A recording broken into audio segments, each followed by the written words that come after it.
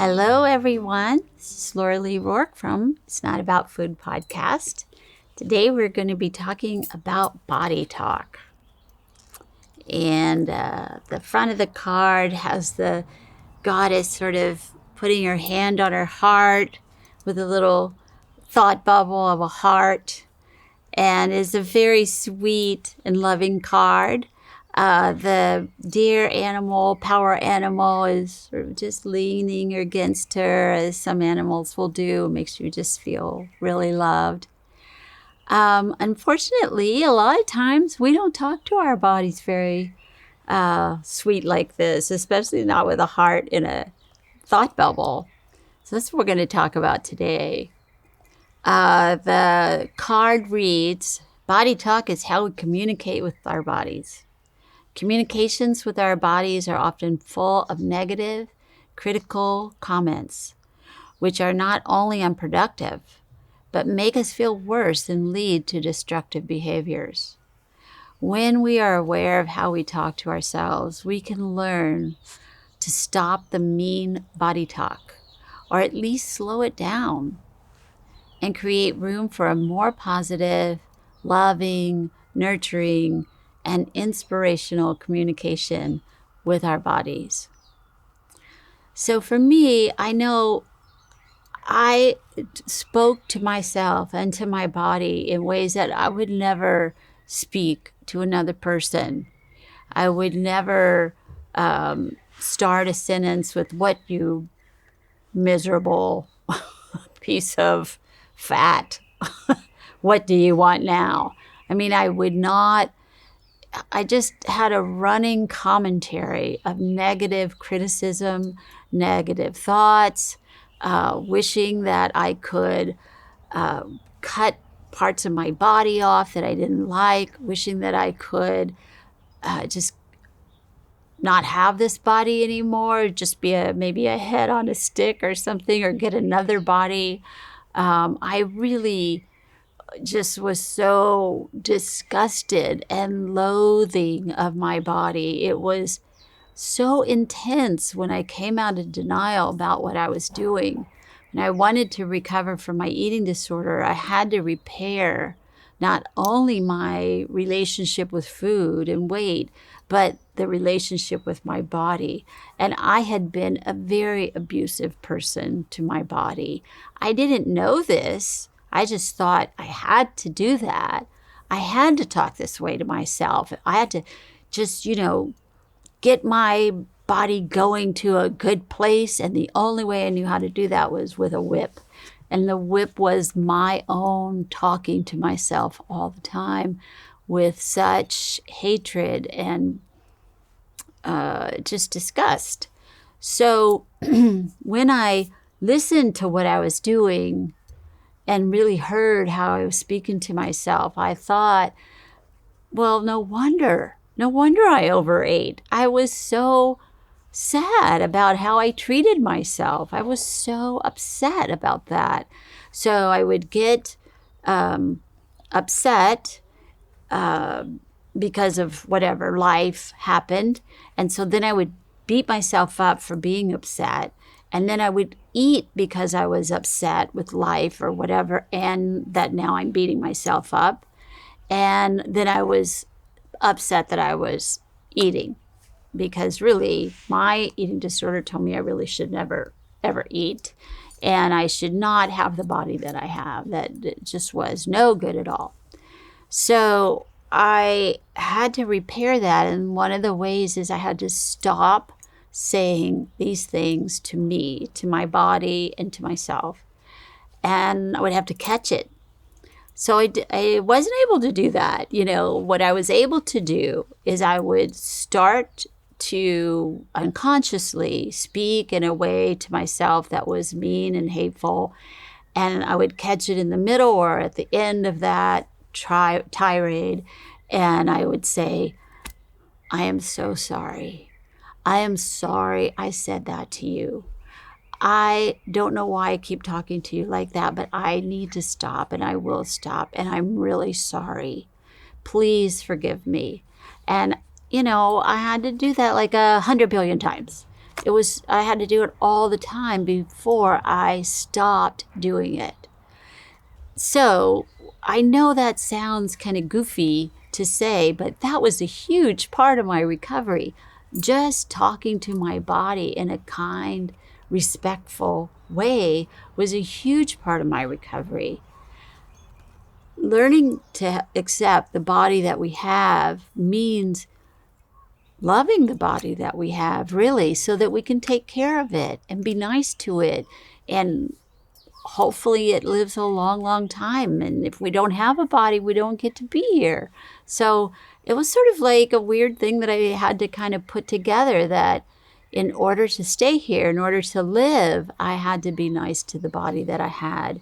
And this is along with the body, mind, and soul, because of course we're holistic and we're all three things going on all the time, and even maybe even more.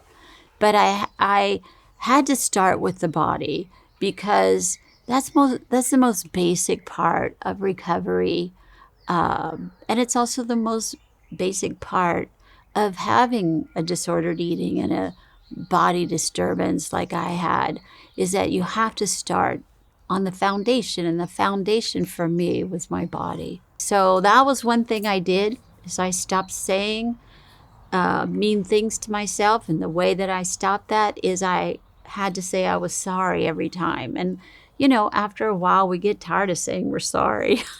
And also, making amends means I get what I'm doing, or I did, and I am really sorry for that. And I'm not going to do it anymore. So I made that pledge to myself that as much as possible, I would work towards not saying, not treating, not thinking of myself in this critical way. And it worked. It took a while, but it did work. And I would also not let anybody else say anything mean or nasty about their body either. So my friends and family sort of learned how not to say, "Oh, I can't believe I ate that dessert, I'm so fat," around me, because no, you cannot say that. One of my favorite stories is I was shopping with my sister, and she was trying on clothes. And in the dressing room, she said, "Oh, I hate how my butt looks." So I said in the store, "Don't say that. You'll hurt your butt's feelings." And she said, "Well, my butt hurts my feelings." But the whole store laughed, and we all thought it was really funny. But it is really the truth, I didn't want her to say that to her butt. This is my sister, who I love, like I love my own breath. And I didn't want her to feel bad about her butt or her body. And so we got to have a conversation about that afterwards, and how, I understood that she didn't like the weight that she was at, and I got that clear as a bell, but I loved her anyway. And so did her husband, and so did her children and her grandchildren. And we were all okay with however way she showed up, just as long as she would. And it sort of was able to shift that a little bit. And I know that for me, I had to, the personal is the political. I had to start with me, and then I was able to put it out in the world, of that we have these glorious, exquisite bodies that we get to live in this time of our lives, or of the lives that we may live. This is the one I was assigned, and so it's wonderful, and even though it hurts, or it gets sick, and it doesn't see as well it used to, or I can't dance all night and then go to work the next day all day, it's still really a good body. It's a good body, and I'm glad to have it. So I think I'm going to read what today I will practice being aware of my negative thoughts and comments about my body. I will practice stopping them and replacing them with neutral or positive statements. I will practice speaking to my body in nurturing, comforting, and kind ways with compassion and acceptance. So this reminds me is that one of the things that the traps that I found that I fell into and a lot of my clients fall into is they think they have to look in the mirror and say, I love you, body, where like everything about them is saying, no, I do not love this body. So I'm not asking you to lie to yourself. You can say, I don't like this right now. But I am learning how to. I'm learning how to take care of myself. I'm learning how to love and accept the body that I have. And I'm learning not to talk so meanly to it. You know, we have talked to ourselves in mean and hurtful ways for a long, long time, which we got from the culture we live in. We didn't just come up with it ourselves. When we were little babies, we thought we were just the best. So our bodies were great. They had a foot, we had a hand, we had all kinds of stuff. We couldn't believe how great we were.